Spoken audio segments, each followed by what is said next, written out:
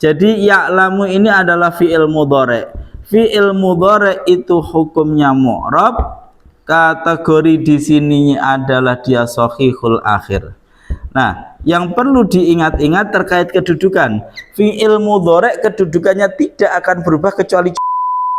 Bukankah kita sebagai muslim pun juga tahu bahwasanya Allah tahu apa yang kita lakukan, yang kita sembunyikan maupun yang kita nampakkan. Jika itu memang menjadi keyakinan kita bahwa Allah itu tahu apa yang kita nampakkan maupun apa yang kita sembunyikan, bukankah sudah seharusnya kita bersifat apa adanya? Assalamualaikum warahmatullahi wabarakatuh. Sobat Fuadi rahimakumullah. Alhamdulillah berjumpa kembali dengan saya Muhammad Wahyudi di channel Ngaji Fuadi.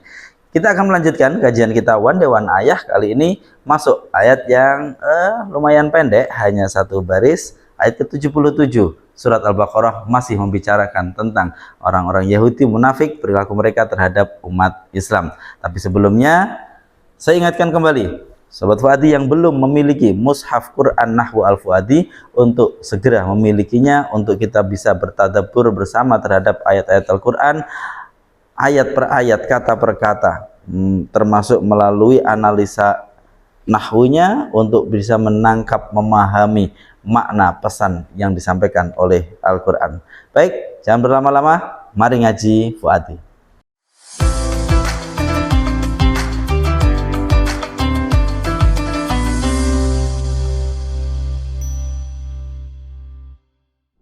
A'udzubillahi minasyaitonirrajim. Bismillahirrahmanirrahim. Awala ya'lamuna annallaha ya'lamu ma yusirruna wa ma yu'linun. Awala ya'lamuna, dan apakah tidak mengetahui siapa mereka, annallaha, pada sesungguhnya Allah adalah ya'lamu, mengetahui siapa dia Allah, ma, pada apa saja, yusirruna, yang menyembunyikan siapa mereka, atau bisa ditambahi maf'ul, yang menyembunyikannya siapa mereka, wama, dan apa saja, yu'linuna, yang memperlihatkannya siapa mereka. Kita ulangi lagi.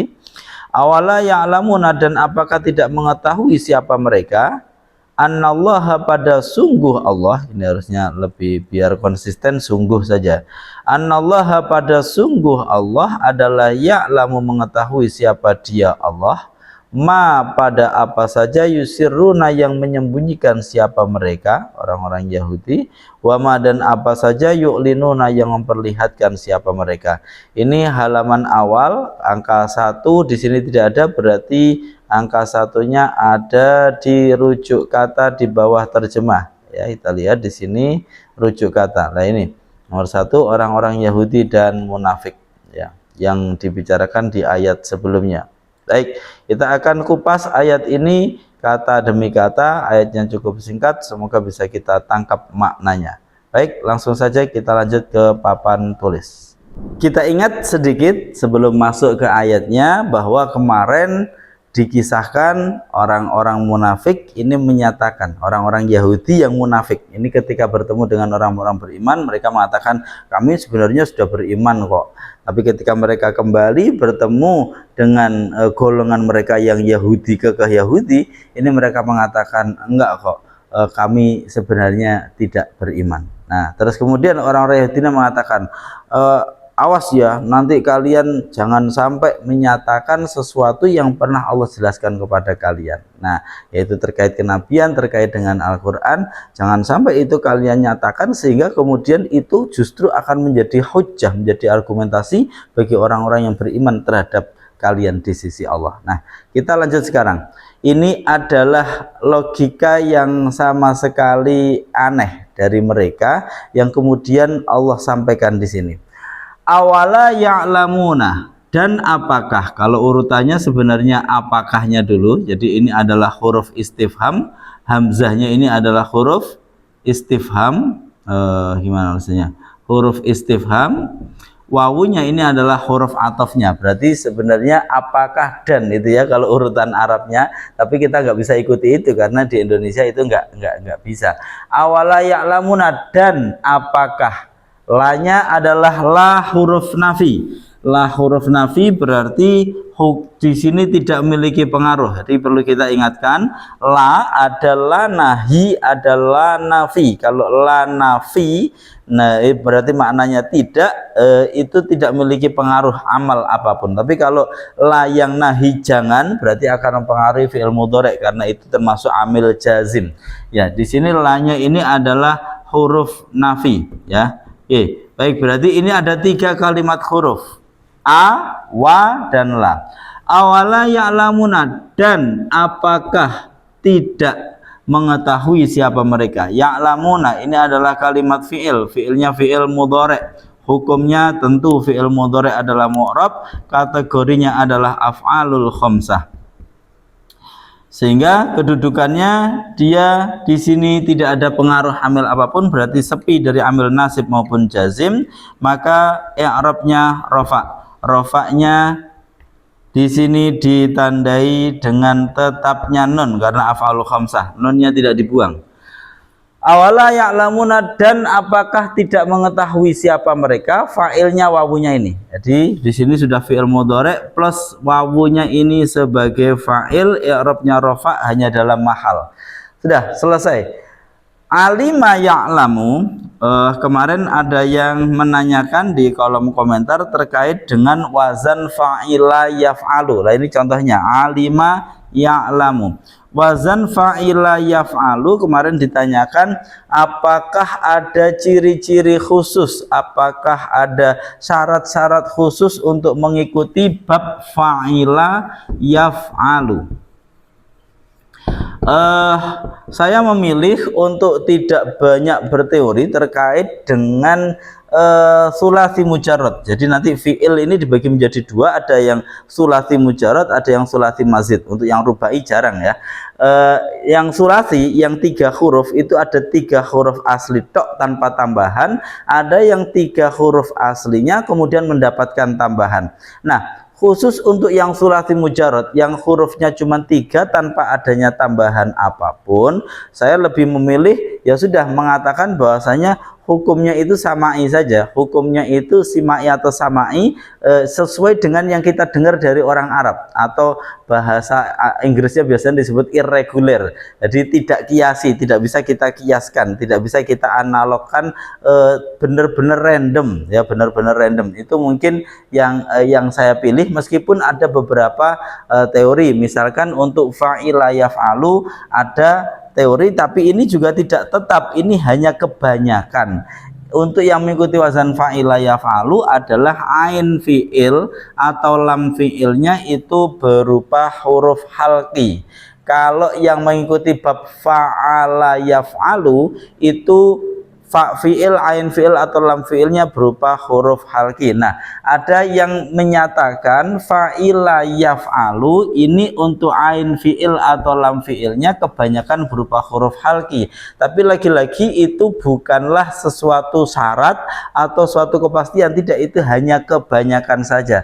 Termasuk contohnya ini, alima ya'lamu sendiri lam fi'il dan ain fi'ilnya tidak berupa huruf halqi. Huruf halqinya justru di fa fi'il ya, sama seperti misalkan di bab ketiga fa'ala yaf'alu, fataha yaftahu, dikatakan bab ketiga itu kalau fa fi'il, ain fi'il atau lam fi'ilnya berupa huruf halqi, itu pun biasanya, dan terbukti tidak semua yang fa fi'il, ain fi'il atau lam fi'ilnya berupa huruf halqi mengikuti bab ketiga, tidak. Contohnya ini juga alima ya'lamu. Nah ini ternyata fa fi'ilnya berupa huruf halqi tapi tidak mengikuti bab ketiga. Jadi saya lebih memilih untuk tidak banyak berteori. Untuk yang sulasi mujarrad bab 3 fi'il, 3 huruf fi'ilnya tanpa tambahan, ya, saya lebih memilih untuk bahwa ini hukumnya samai atau simai, sesuai dengan yang kita dengar dari orang Arab, berdasarkan kamus, atau kita istilahkan irregular. Jadi dia random, tidak ada pola yang khusus yang pasti tertentu, tidak ada, hanya kebanyakan saja. Baik, kita kembali lagi. Jadi ini ya'lamu, nah ini dari alima ya'lamu ya, alima ya'lamu. Terus kemudian kita lanjutkan. Awala ya'lamuna, alima ya'lamu ini adalah fi'il yang muta'addi. Apakah mereka tidak mengetahui. Mengetahui apa? Berarti membutuhkan fa'il. Oleh karena itu di sini ini diposisikan sebagai maf'ul. Jadi pernah saya sampaikan ini bisa inna, bisa anna. Ketika dia dibaca anna, ini dipastikan bahwa dia bersama jumlah setelahnya itu membentuk isim muawwal yang berkedudukan. Jadi kalau dibaca anna, dipastikan dia sedang berada pada suatu kedudukan, berkedudukan. Tapi kalau dibaca inna, ini berarti pas di awal di mana dia tidak sedang berkedudukan. Nah, ini contohnya. Awala ya'lamuna, dan apakah tidak mengetahui siapa mereka? Anallaha, mengetahui apa? Anallaha, pada sungguh Allah.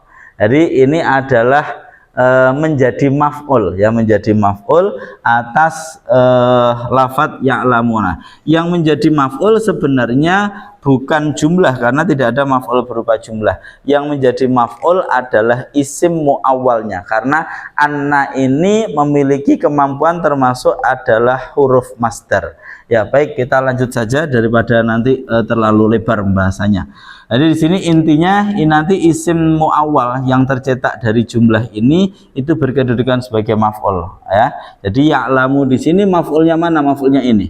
Dan apakah tidak mengetahui siapa mereka? Anallaha, pada sungguh Allah. Ini anna butuh isim dan khobar. Lafadz Allah sebagai isimnya, kemudian yang menjadi khobarnya mana?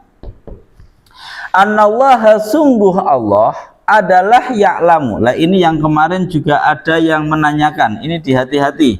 Jadi ya'lamu ini adalah fi'il mudhari'. Fi'il mudhari' itu hukumnya mu'rab. Kategori di sini adalah dia shahihul akhir. Nah, yang perlu diingat-ingat terkait kedudukan. Fi'il mudhari' kedudukannya tidak akan berubah kecuali cuma 3 tok. Ya, jadi fi'il mudhari' itu kedudukannya cuma salah satu dari 3. Apakah ada amil nasib yang memasukinya, an, lan, idzan, kai, lamu, kai, lam, juhud dan seterusnya itu, ataukah ada amil jazim, lam, lama, ya, lanahi dan seterusnya itu? Apakah ada amil jazim ataukah ada amil nasib, ataukah tidak ada amil nasib maupun jazim? Cuman itu tok. Jadi kemungkinannya cuman ada 3. Ada amil nasib tidak, ada amil jazim tidak, atau tidak ada keduanya. Nah, karena di sini tidak ada keduanya, maka hukumnya adalah dia harus rofa, karena tidak kemasukan amil nasib maupun jazim. Maka i'rabnya rofa, tanda rofanya dengan apa? Shahihul akhir, tanda rofanya dengan dhammah. Jadilah ya'lam. Loh, bukannya dia jadi khobarnya anna? Tidak ada cerita khobar berupa fi'il. Lalu ketika ada seperti ini, yang menjadi khobar mana? Yang menjadi khobar adalah jumlah. Nah, ini yang harus kita ingat. Makanya dalam pembahasan khobar nanti ada namanya khobar mufrad, ada khobar ghairu mufrad. Khobar ghairu mufrad itu khobar yang berupa susunan. Jadi yang menjadi khobar bukan kalimat fiilnya langsung, tapi adalah jumlahnya. Maka ya'lamu di sini ini ada fiil mudhari'. Fi'il ya'lamu mengetahui siapa dia Allah, mengandung dhamir huwa, kembali kepada lafadz Allah. Ini fi'il dan fa'ilnya ini disebut jumlah fi'liyah. Lah, jumlah fi'liyah inilah yang berkedudukan sebagai khobarnya anna. Sehingga cara bacanya awala ya'lamuna, dan apakah tidak mengetahui siapa mereka? Anallaha, pada sungguh Allah adalah ya'lamu, mengetahui siapa dia Allah. Mengetahui apa? Ingat, ya'lamu tadi butuh maf'ul, ini maf'ulnya. Ma, pada apa saja. Ini ma isim mausul. Ma, pada apa saja, ya. Yusiruna, yang apa? Menyembunyikan siapa mereka. Ma ini adalah isim mausul. Ingat, isim mausul selalu membutuhkan apa yang disebut dengan silah. Nah, silahnya di sini berarti apa? Lafadz yusiruna. Oke. Yusirruna yang menyembunyikan siapa mereka. Perhatikan, di dalam sila harusnya ada aid, yaitu dhamir yang kembali kepada isim mausul. Kita masuk di sini, yusirruna ini adalah fi'il mudhari' sama seperti ya'lamuna, sudah ya. Af'alul khamsah tidak didahului amil nasib maupun jazim, maka kedudukannya dia tidak didahului amil nasib maupun jazim, maka i'rabnya rofa, rofanya ditandai dengan tetapnya nun. Ini sama dengan i'rabnya ya'lamuna tadi, nggak usah saya ulangi. Fi'il ini bersama dengan fa'il yaitu berupa wawu ini. Wawu ini adalah sebagai fa'ilnya. Fi'il dan fa'il ini disebut jumlah. Jumlah inilah yang berkedudukan sebagai silah, ya silah. Lalu aidnya mana? Aidnya ini tidak ada. Aid dhamir yang kembali kepada isim mausul ini tidak disebutkan di sini. Lalu mana? Kalau mau kita sebutkan, muncullah di sini hu. Yusirruna yang menyembunyikan siapa mereka, hu pada ma itu. Jadi dan apakah tidak mengetahui siapa mereka? Anallaha pada sungguh Allah adalah ya'lamu, mengetahui siapa dia Allah, ma pada apa saja, yusiruna yang menyembunyikan siapa mereka, hu padanya ma. Nah, ini aslinya ada dhamir berupa hu, yang ini adalah sebagai aid. Tapi orang Arab punya kebiasaan, dalam bahasa Arab maksud saya, dalam bahasa Arab sudah terbiasa kalau aidnya berupa dhamir yang mansub, yang nasab karena di sini menjadi maf'ul, maka seringkali dia tidak akan disebutkan, ya. Jadi ya akan seringkali seperti ini, tapi secara makna dia disebutkan. Apa yang kalian sembunyikan, berarti aslinya apa yang kalian menyembunyikannya, aslinya begitu. Wa ma yu'linun, dan apa yang kalian nampakkan. Yu'linun secara i'rab sama dengan yusirrun, yu'linun, ya. Ini secara shorof sekarang sama-sama mengikuti wazan af'ala, yuf'ilu, af'ala yuf'ilu, ya. Dia dari sir menjadi asarro. Nah, aslinya asroro, yusriru, asalnya yusriru, af'ala yuf'ilu, asroro yusriru. Kemudian diproses terjadi idgham, perubahan roknya disukun dulu, harokat sebelumnya dipindah ke sini menjadi ini, harokat ini dipindah ke sini menjadi yusirru. Kemudian di sini otomatis sukun diidghamkan menjadi yusirru. Ini asalnya. Kemudian yu'linun ini langsung asli, jadi a'lana jadi alan, itu sesuatu yang nampak. A'lana yu'linu, faedahnya sama-sama mentaatikan. Sir maknanya rahasia, asarro yusirru menjadi merahasiakan atau menyembunyikan. Alan maknanya adalah nyata, sesuatu yang nampak. A'lana menampakkan, a'lana yu'linu. Baik, ini sama-sama ikuti bab af'ala yuf'ilu. Selesai. Kita langsung masuk kepada makna sekarang. Awala ya'lamuna annallaha ya'lamu ma yusirruna wa ma yu'linun. Dan apakah mereka tidak mengetahui bahwa, kalau dalam bahasa Indonesia, bahwa sungguh Allah itu mengetahui apa yang mereka sembunyikan ataupun apa yang mereka nampakkan. Dalam kisah sebelumnya mereka menyembunyikan tentang sifat-sifat Nabi, sifat-sifat Muhammad sebagai Nabi, sifat-sifatnya apa, meskipun tidak mereka nampakkan, Allah tahu apa yang tidak mereka nampakkan. Begitu pula apa yang mereka nampakkan, mereka mengatakan qalu amanna, mereka mengatakan kami beriman, Allah tahu bahwasanya itu hanyalah kemunafikan. Nah, Allah tahu apa yang mereka nampakkan hakikatnya apa, Allah tahu apa yang mereka sembunyikan hakikatnya apa. Nah, ini yang kemudian membuat mereka ketika ayat-ayat Al-Quran turun, mereka seperti disambar petir, karena mereka seperti ditelanjangi oleh Allah. Nah, inilah yang membuat orang-orang munafik itu bukannya damai, tapi mereka justru penuh dengan penuh dengan ketersiksaan, karena begitu ayat turun itu seperti menelanjangi mereka. Baik, sahabat Fuadi rahimakumullah, lalu apa yang bisa kita ambil dari ayat-ayat ini? Mari kita masukkan ke dalam diri kita. Ketika kita melakukan sesuatu, bukankah kita sebagai muslim pun juga tahu bahwasanya Allah tahu apa yang kita lakukan, yang kita sembunyikan maupun yang kita nampakkan. Jika itu memang menjadi keyakinan kita bahwa Allah itu tahu apa yang kita nampakkan maupun apa yang kita sembunyikan, bukankah sudah seharusnya kita bersifat apa adanya? Maksudnya tidak perlu kita